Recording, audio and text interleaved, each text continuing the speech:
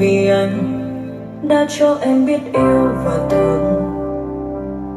Mà tại sao trời chiều anh là gió lướt qua nhanh để em